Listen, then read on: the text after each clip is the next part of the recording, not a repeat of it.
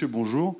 Donc, Marbinbot, c'est une société qui a été incubée depuis 2 ans en Bretagne, à Brest, chez Télécom Bretagne. Et nous sommes ici afin de vous présenter un outil qui, nous pensons, pourrait bouleverser un petit peu tout ce qui est traitement de l'information, donc notamment tout ce qui concerne les données non structurées. Donc il a été conçu afin d'exploiter ce type de données non structurées, donc notamment des textes, quelle qu'en soit la volumétrie, et surtout en temps réel, enfin en temps aussi réel que possible.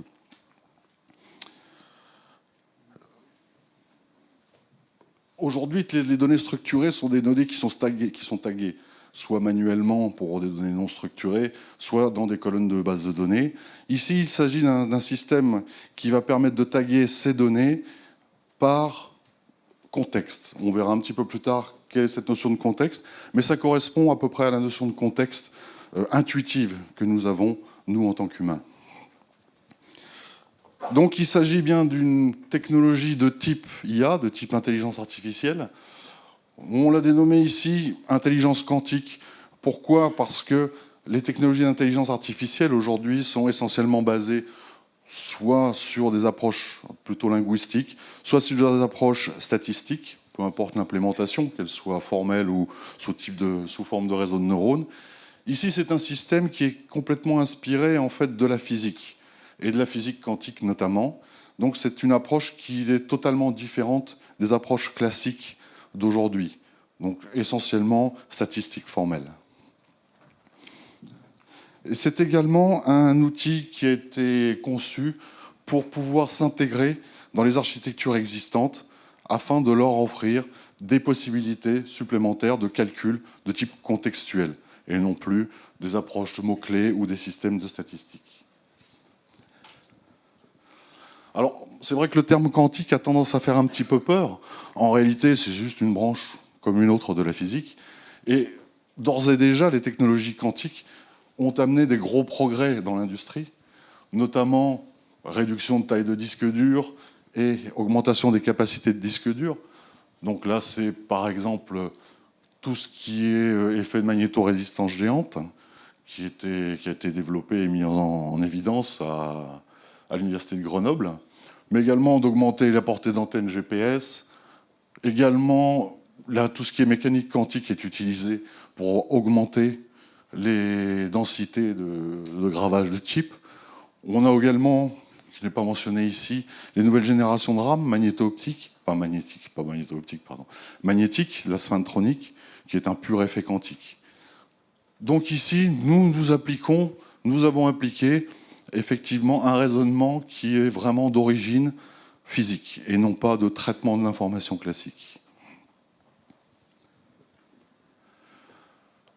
Alors aujourd'hui, l'intelligence artificielle, notamment quand on prend le cas du traitement du texte, essayer d'analyser du texte, d'extraire de l'information d'un texte, de la qualifier, de la quantifier. Aujourd'hui, les grandes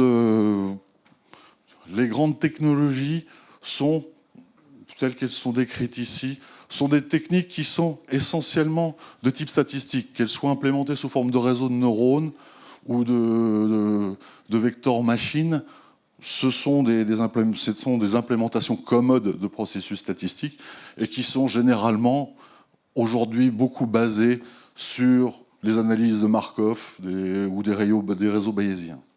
L'inconvénient de ce type d'approche statistique, c'est qu'il faut un échantillon de base sur un corpus quelconque afin d'en déterminer les caractéristiques. Et si ce corpus évolue beaucoup, le problème, c'est que la statistique n'est plus stable, elle diverge, et il faut refaire une statistique globale. C'est un grand classique qui consomme énormément de puissance CPU.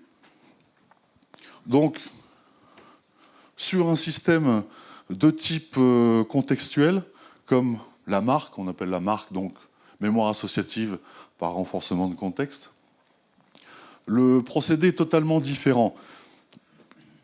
On peut faire une analogie avec ce qui se passe avec les systèmes organiques. C'est-à-dire que c'est un réseau cellulaire En réalité, c'est un système de particules un peu particulière, une simulation de système de particules en interaction, qui va évoluer à partir de rien, en fait, d'une particule ou d'une cellule initiale. Et en fonction du signal qui lui est injecté, il va changer sa structure, il va s'auto-organiser, et il va finir par mimer la forme du système complexe dont est issu le signal. Par exemple, du langage, où on injecte du texte sous forme de signal, les codes ASCII, les uns à la suite des autres, tout simplement.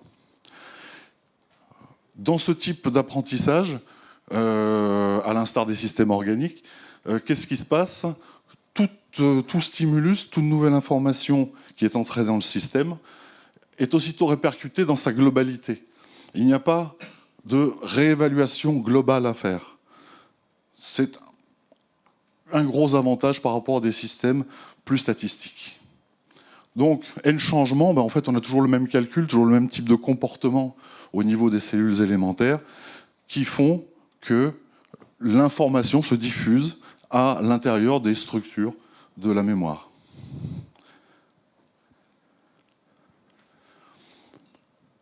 Donc, le système s'initialise avec une seule cellule, qui possède effectivement une structure relativement classique, donc une adresse mémoire dynamique, puisque là, on fait une simulation de système de particules sur une machine standard.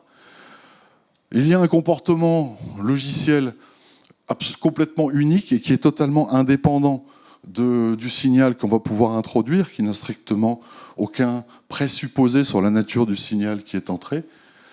Et ensuite, un système de lien dynamique, c'est-à-dire qu'on comptabilise les connexions, ou pour être plus précis, les interactions entre les différentes cellules ou particules qui vont être créées au fur et à mesure de l'entrée du signal dans la mémoire associative. Et cette cellule va s'auto-reproduire.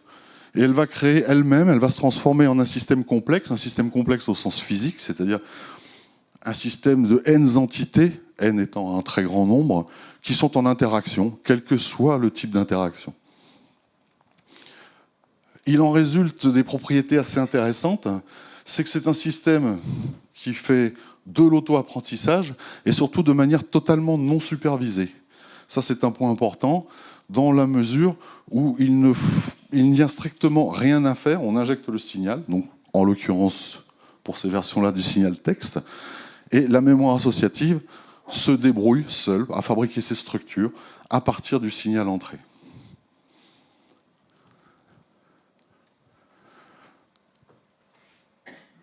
Il en résulte des choses assez intéressantes, c'est-à-dire que à partir de liens purement locaux que l'on peut avoir, par exemple dans un signal texte, que va-t-il se passer ? On va avoir création de structures de plus en plus abstraites à l'intérieur de la mémoire.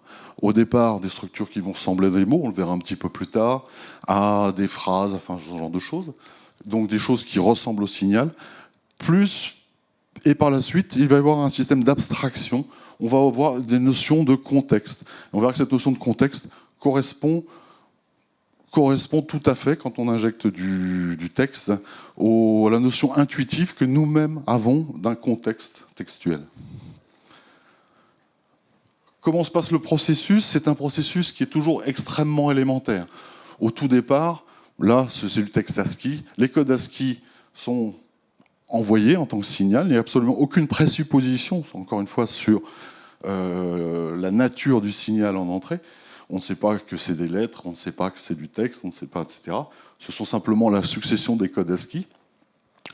Tous les caractères, dans le cas du texte, sont éventuellement significatifs, sont pris en compte.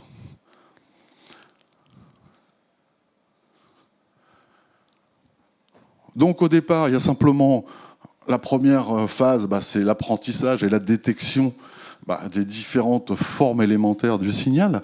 Bon, là, en l'occurrence, les caractères, et un mapping qui se fait au niveau des particules ou des cellules internes.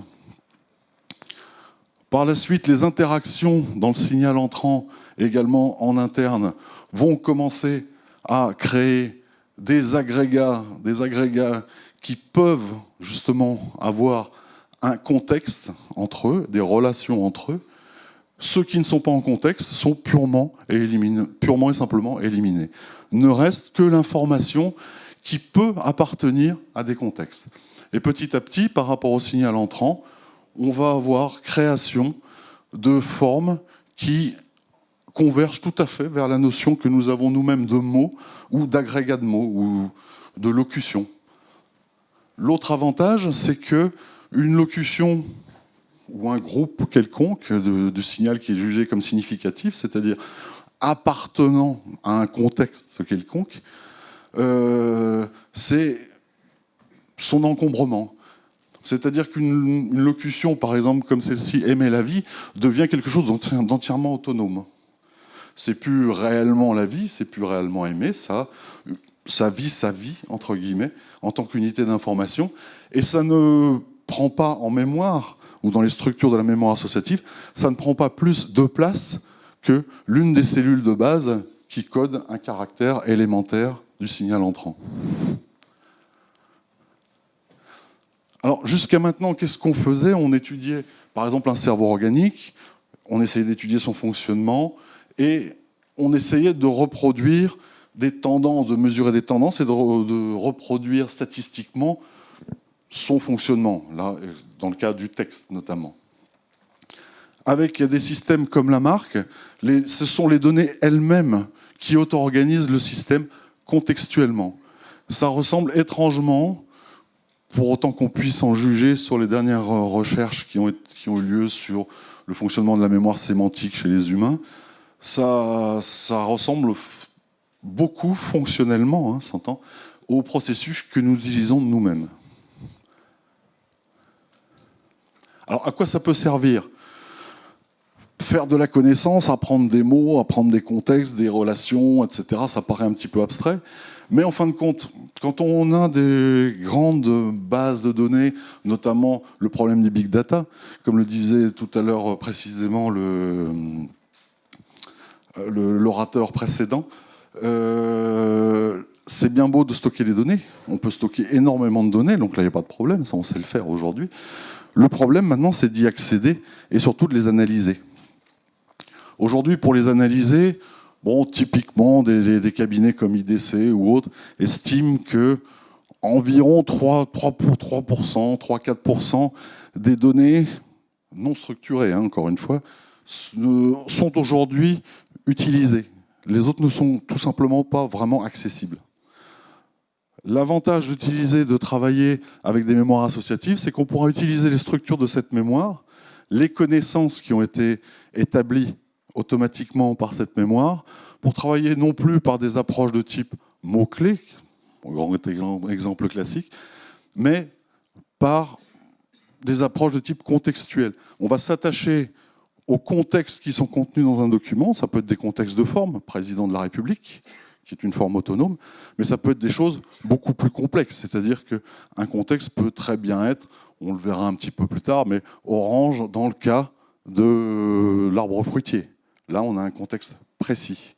Et de cette manière-là, on peut accéder de manière beaucoup plus conséquente et de manière beaucoup plus rapide à des grandes masses de documents non structurés. Donc là, ça revient un petit peu à ce que je vous disais tout à l'heure.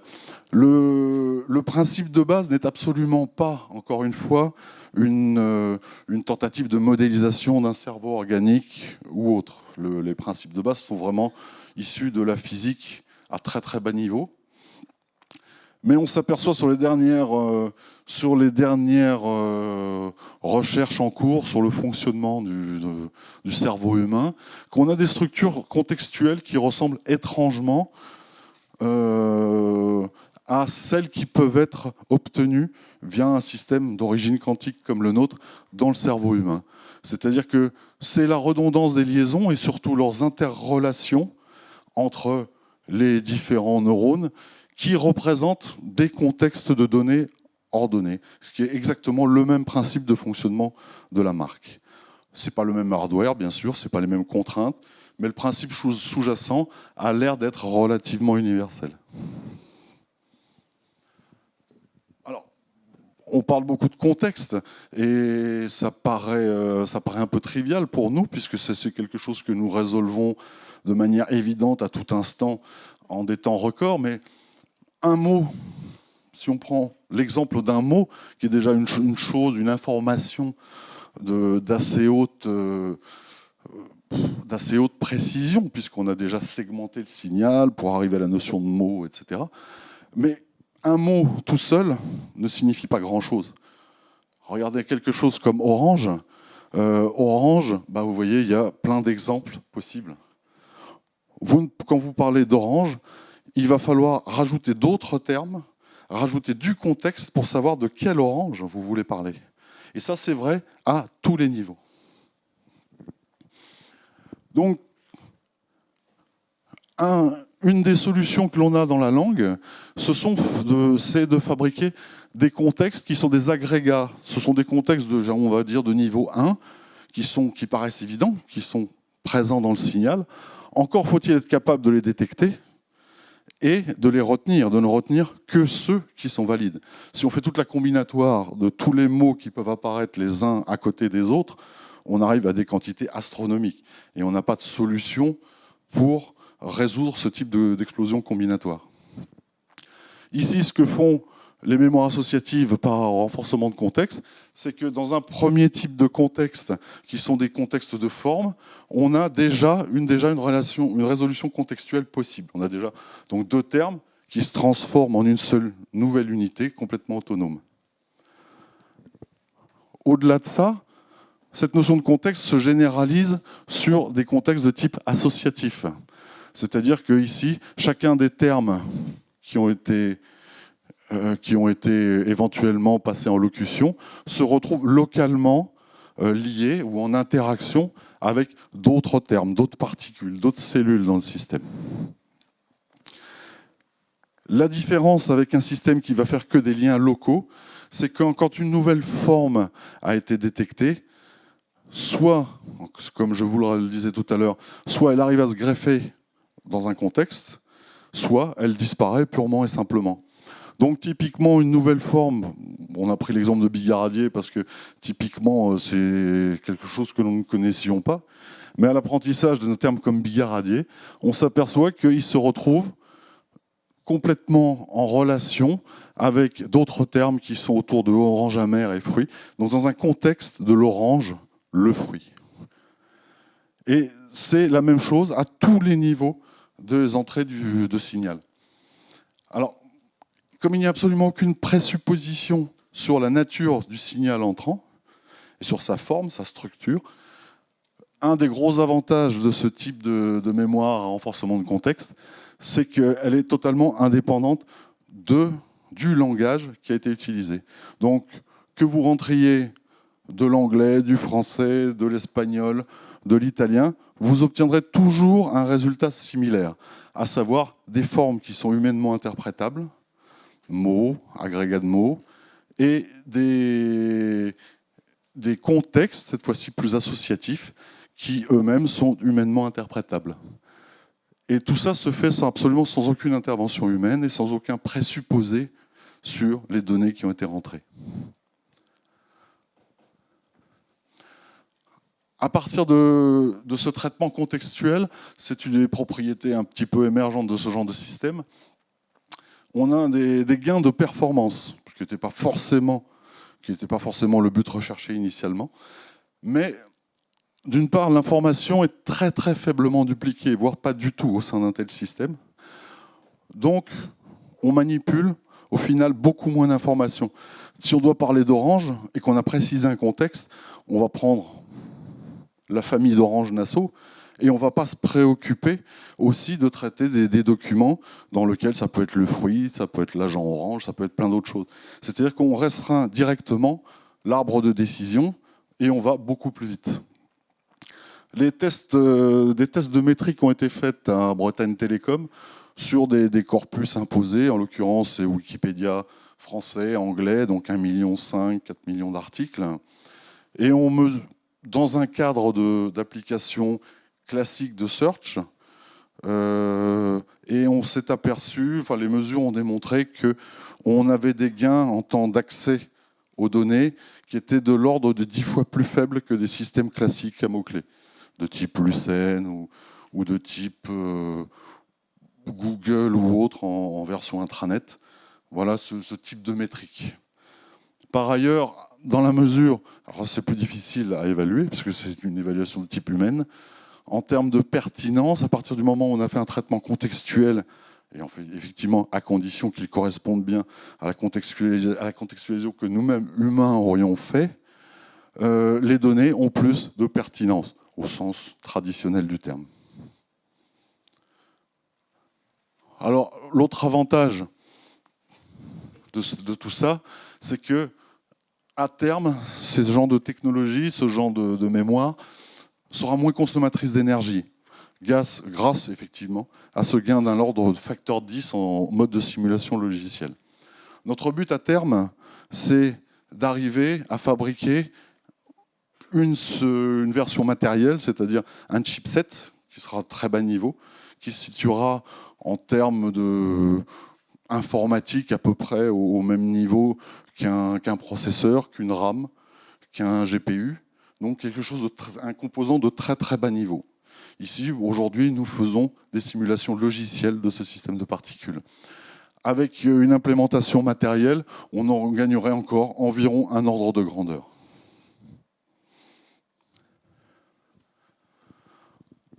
En pratique, la marque, nous avons terminé, nous, toute la partie modélisation théorique, toute la théorie sous-jacente en début d'année. Et nous sommes actuellement en train de faire de la finition de première version industrielle et commercialisable sous forme logicielle, de serveur logiciel, avec une API qui permettra d'équiper, d'interfacer ces mémoires associatives avec des architectures préexistantes, afin d'essayer de profiter de toutes ces capacités de traitement contextuel supplémentaires. Donc, notamment, par exemple, pour traiter de grosses masses de données de type big data, si on n'a pas de solution alternative ou si elles sont trop coûteuses en temps de traitement statistique.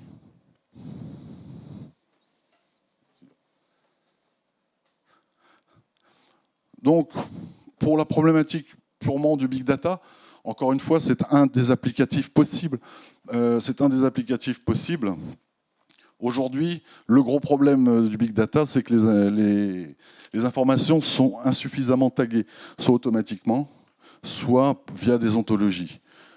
Et les systèmes statistiques exigent énormément de puissance de calcul et de recalcul des données pour garder une certaine stabilité, une certaine cohérence, une certaine pertinence.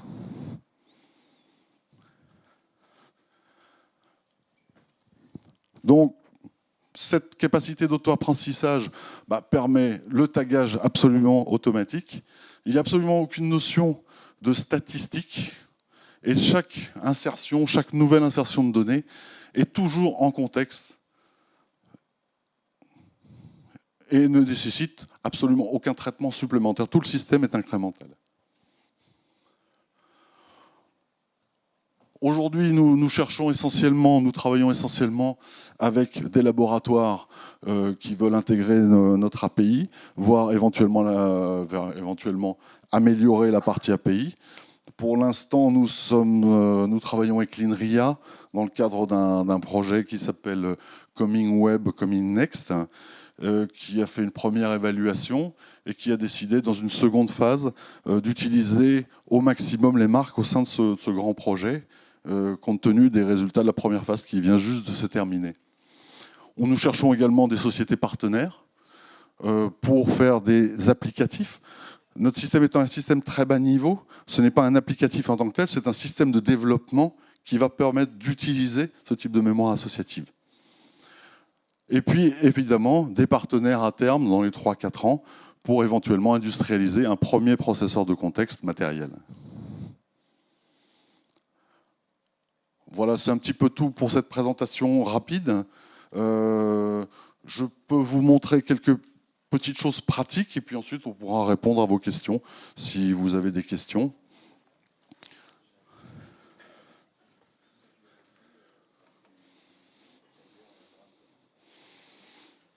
Alors, que peut-on faire, par exemple, avec une marque? Quelles sont ses capacités?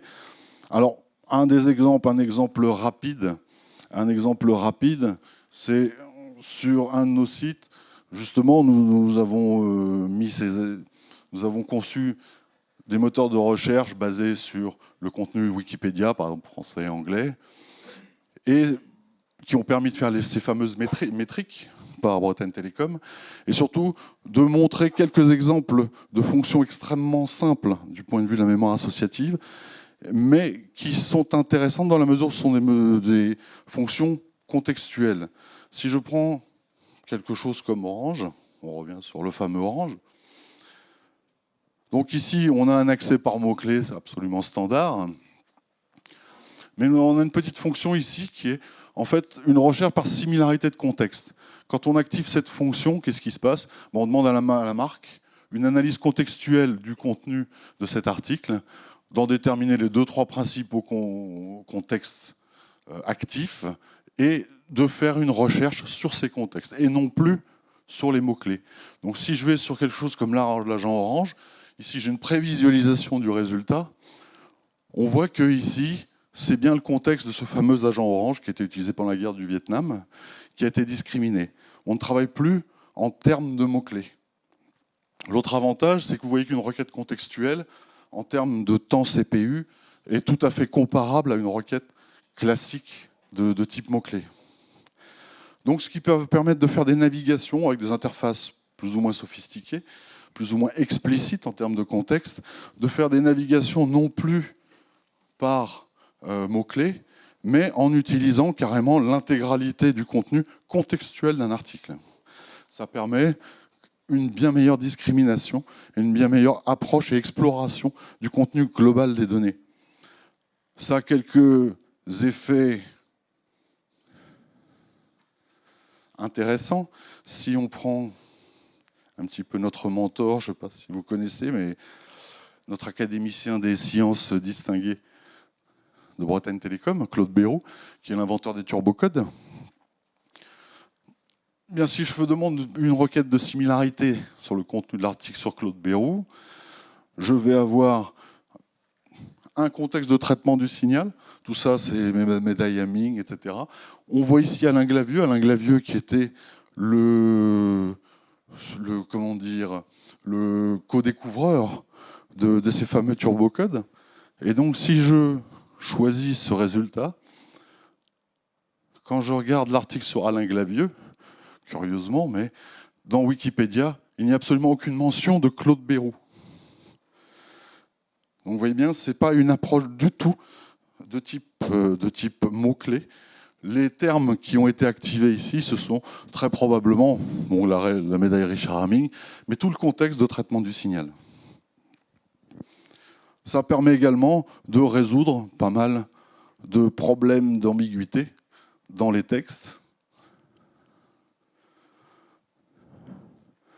Si on a des requêtes un peu ambiguës de ce type-là, qu'elles soient aussi ambiguës en français d'ailleurs qu'en anglais,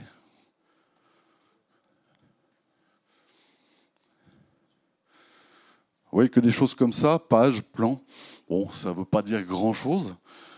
On a des articles qui contiennent les deux termes en intersection, comme d'habitude. Mais quand je choisis ces articles-là, par exemple ici, je suis bien dans un contexte, ici, pour ceux qui connaissent, de Led Zeppelin. Si je vais ailleurs,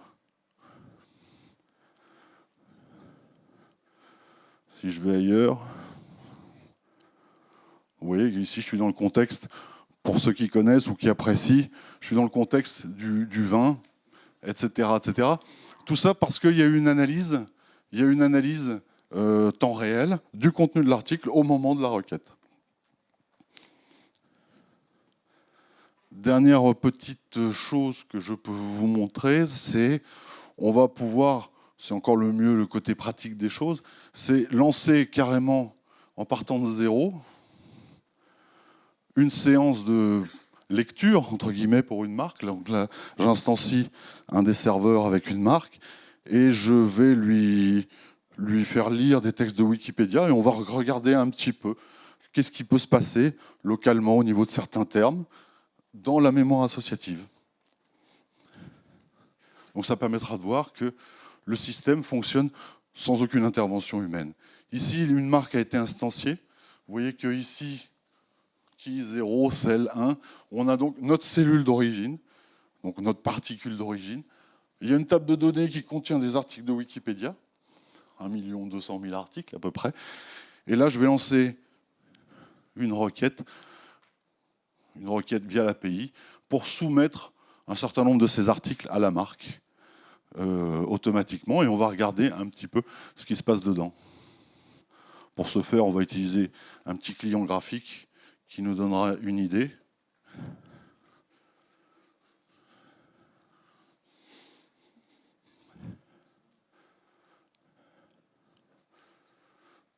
Donc, par exemple, ici, si je prends n'importe quel élément de signal, par exemple machine ou autre, à cet instant, vous voyez, je n'ai aucune connexion puisque j'ai rien dedans. Et là, je vais commencer à lancer un apprentissage via l'API, toujours pareil, via une fonction de l'API.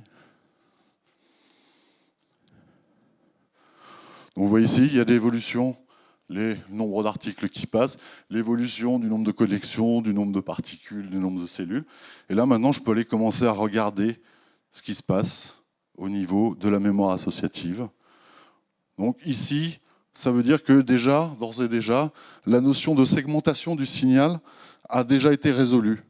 On a déjà la notion de mots qui commence à apparaître. Donc ça, ce sont toutes les choses qui peuvent être en interaction avec le terme machine.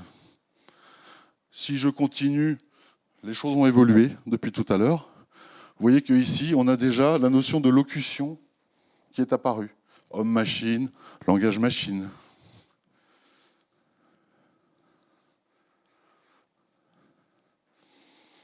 Une chose qui est importante aussi, c'est que dans cette approche de type signal, il n'y a absolument aucune notion de stop list. C'est-à-dire que tous les termes, tous les éléments du signal sont systématiquement pris en compte. C'est-à-dire que quand vous avez président de la République, c'est bien président de la République. On n'est pas obligé de faire des listes d'exclusion de certains mots, de le, là, etc., qui en fait sont capitaux pour la structuration du langage et l'analyse contextuelle, puisqu'ils servent justement, entre autres, de segmenteurs pour la notion plus évoluée de contexte, comme l'espace pourrait l'être, ou l'espace ou d'autres caractères, pourraient l'être au niveau purement caractère. Donc tous ces éléments-là sont pris en compte automatiquement et sont capitaux. C'est effectivement pas un hasard si nous les utilisons. Donc on peut changer...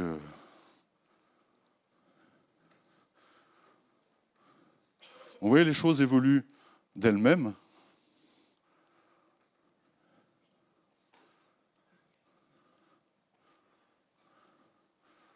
Et là, on a une vue locale, purement locale. On a une vue purement locale de tout ce qui peut être en interaction avec cet élément, ce fragment de signal machine.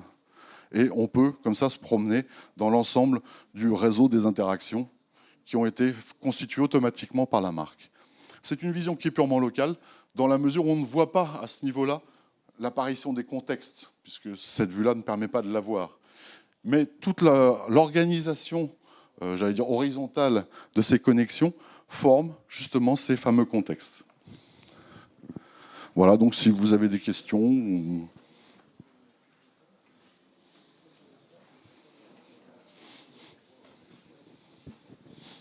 Vous avez expliqué qu'il y avait les contextes qui apparaissaient, qu'il y avait des comparaisons qui étaient faites entre plusieurs langues et qu'on arrivait à peu près au même contexte. Voilà. Moi, ce qui m'intéresse, c'est est-ce que vous avez pu faire émerger des contextes inattendus que implicitement nous, humains, on utiliserait et que finalement vous avez découvert avec votre système? Oui, alors quels très souvent, c'est une question personnelle.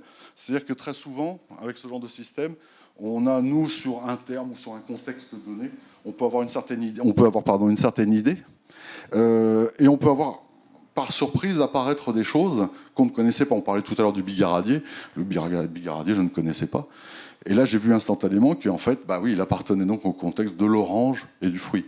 Mais on peut découvrir effectivement de très nombreux contextes auxquels soit on ne s'attendait pas, soit on se dit « Ah oui, j'y avais pas pensé ». Vous avez des exemples majeurs de contextes high level Là, à froid, il y en a des millions. Mais effectivement, oui, il y en a. Oui.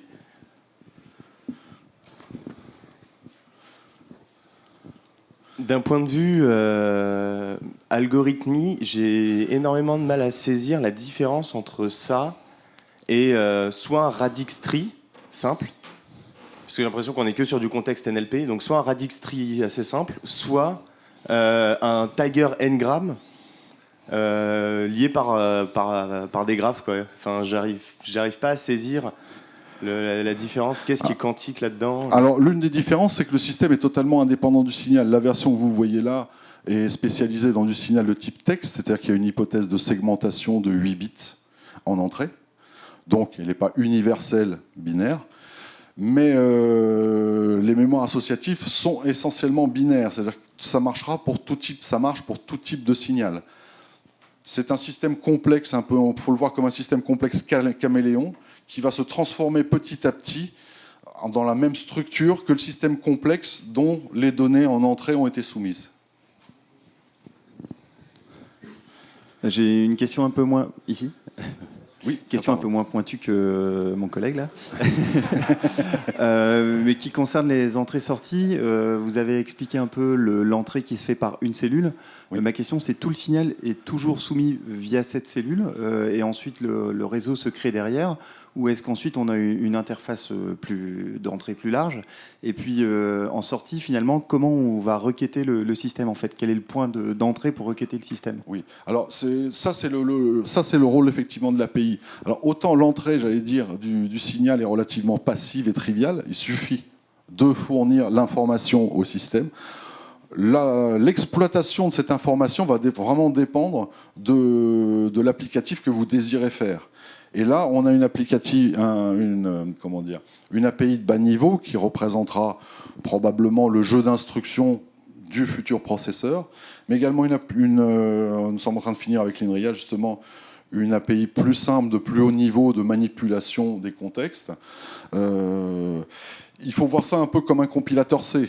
On fournit une API qui va permettre d'interagir avec les structures internes, avec les contextes en fait, de la mémoire associative.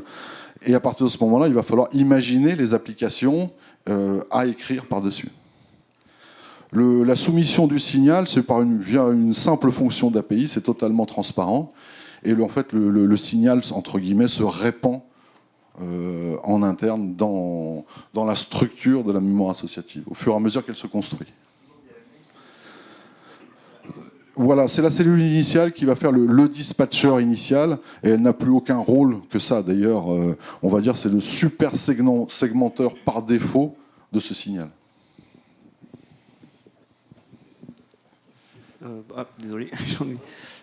Moi, je voudrais savoir quelle était la robustesse de l'apprentissage par rapport à des informations fausses, dans la mesure où on injecte du texte et peut-être quelque chose de faux, par rapport à ça, ou à des biais culturels qui transiteraient par le langage implicitement. Alors, si ces biais culturels finissent par former des contextes, eh bien, ils formeront des contextes complètement à part.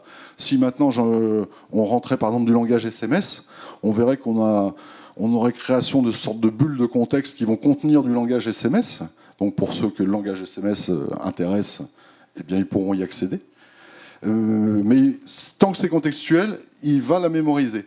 En revanche, si vous essayez de lui mentir, entre guillemets, donc de faire vraiment du faux texte, etc., sur un système en début d'apprentissage qui n'a pas de couche contextuelle très élevée, il va les mémoriser, jusqu'à ce que ces contextes-là qui rentrent en compétition avec d'autres contextes soient stabilisés et renforcés, soit détruits et éliminés. L'un des secrets de ce genre, l'une des caractéristiques intéressantes de ce genre de système, c'est que c'est un système qui oublie, et l'oubli est absolument indispensable. C'est l'outil, entre guillemets, si j'osais dire, qui sculpte la connaissance, en fait. D'accord. Il faut les concevoir. On les a pas. Nous, on conçoit. Pour l'instant, on en est à la couche vraiment basse, bas niveau.